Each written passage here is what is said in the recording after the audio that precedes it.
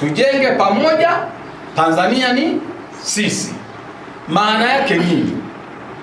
Ndugu zanguni wanahabari na Watanzania mnaotusikiliza, tumefika hapa tulipo kwa sababu ya ubinafsi, hasa wa Chama cha Mapinduzi. Tumefika hapa kwa sababu watu toka zamani Chama cha Mapinduzi kilichukua kwamba nchi hii ni mali yao peke yao, na wengine wote kama vile ni wageni hapa. Lakini sisi tunadhani tunaweza kwenda vizuri kama tutaamua tukajenga pamoja nchi hii. Maana yake kama ni katiba mpya, lazima tukae pamoja tuijenge pamoja. Kama ni sheria nzuri, lazima tukae pamoja tuzijenge pamoja.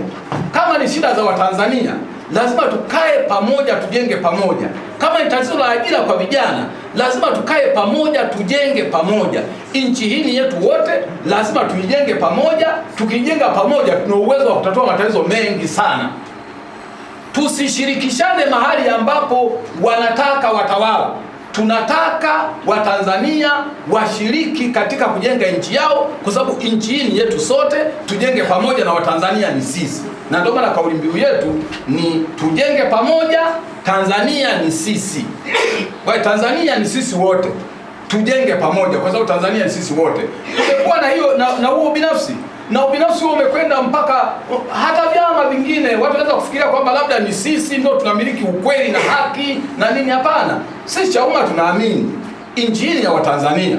Vyama vya siasa na wasiokuwepo kwenye vyama wana haki na nchi hii, lazima tukae pamoja tuijenge pamoja. Kwa hiyo ndio kauli mbiu yetu, tutakwenda. Lengo kubwa ni kuwaunganisha Watanzania, ili tukisema katiba mpya, na sisi tulishasema Chauma tutawaongoza Watanzania katika kudai katiba bora. Na ili tuweze kupata katiba bora, sisi tulisema hatutasema tu tunataka katiba mpya, tunataka katiba mpya. Tutawaambia ni ibara zipi ambazo ni adui wa maendeleo yao kwenye katiba ya nchi.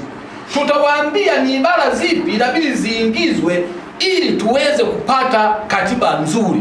Hatutaki katiba mpya kwa maana ya jarada lake, tunataka katiba mpya kwa maana kwamba ina mambo mapya, inaweza kututoa hapa ikatupeleka mahali ambapo tunategemea kwenda kama Watanzania.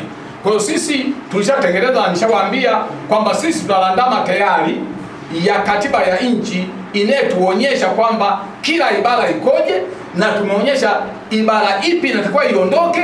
Na kuna watu wanauliza, sasa mkifanya hivyo sinakuwa ni marekebisho ya katiba? Hatutaanza upya kwa sababu hatuandiki kutoka sifuri. Tunaanza mahali tulipo. Tulisema katiba hii si kwa maoni ya Chauma, tuianze kuiandika kwa kutumia katiba iliyopo, maana ipo.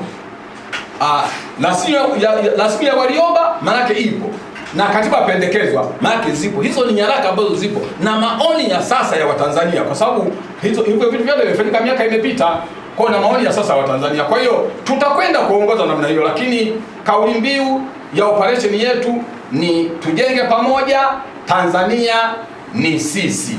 Sasa nimesema tutapita maeneo hayo kwa ajili ya awamu ya kwanza, na tutarejea kadiri ambavyo rasilimali zitatubeba. Hiyo ni ya kwanza. Sasa jambo la pili ambalo niliseme ni kuhusu uzinduzi wa namna gani tunagharamia hiyo operation, namna gani tunakiendesha hiki chama. Chauma, kwa wanachauma wote, Chauma itajengwa na wanachauma pamoja na wapenzi wa Chauma. Tukiulizwa Chauma itajengwa na nani, si jibu letu ni kwamba Chauma itajengwa na sisi wenyewe, wanachauma na wapenzi wa Chauma. Kwenye kikao cha halmashauri kuu, wakati tunapitisha bajeti, mapato namba moja ya chama ambao tulijadili, maana tunapopitisha bajeti tutasema mapato, vyanzo vya mapato na matumizi yake. Chanzo kimoja kikubwa cha mapato ni ada za wanachama.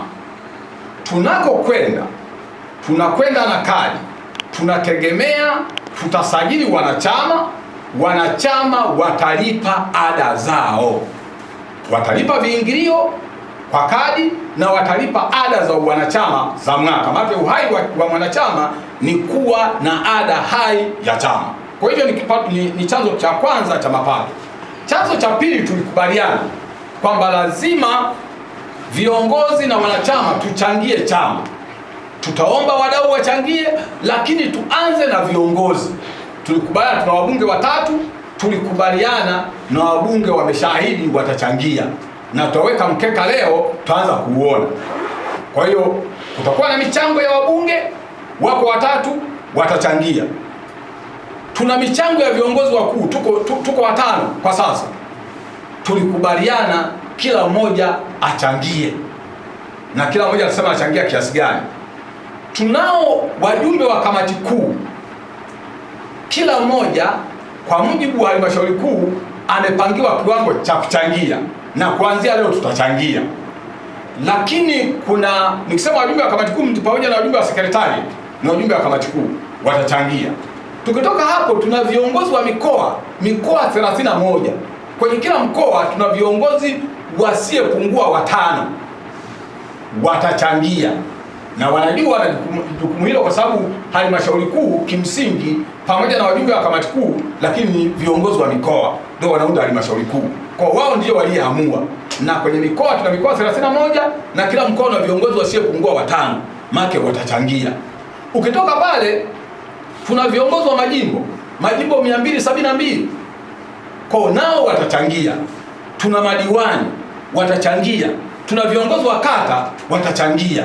Kwa tutachangia, tunaanza harambee hiyo leo, tuchangie mpaka Ijumaa.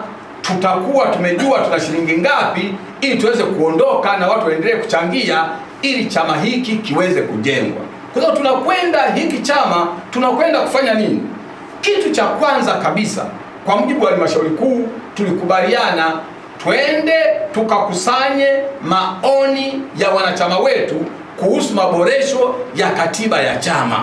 Maana yake tulikubali kwenye mkutano mkuu tarehe 7 mwezi wa 8 2025 kwamba katiba yetu inahitaji kufanyiwa maboresho makubwa sana.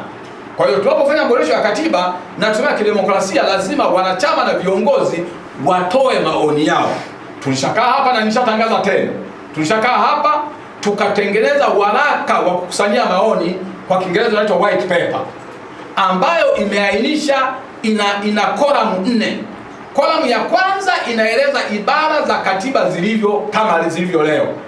Kolamu ya pili inaeleza maoni ya waraka ni nini kuhusu ibara hiyo, aidha iondoke au ibaki ilivyo au isomeke hivi au iingizwe ibara mpya.